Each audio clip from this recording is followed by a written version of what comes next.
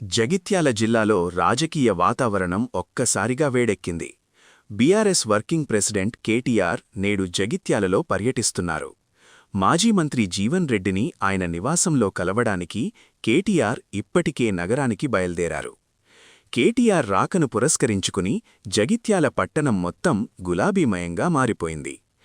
ఎక్కడ చూసినా బీఆర్ఎస్ జెండాలు, కేటీఆర్ ఫ్లెక్సీలతో పట్టణం కలకలలాడుతోంది. జగిత్యాల శివారులో పార్టీ శ్రేణులు కేటీఆర్కు ఘనస్వాగతం పలకడానికి భారీగా తరలివచ్చారు.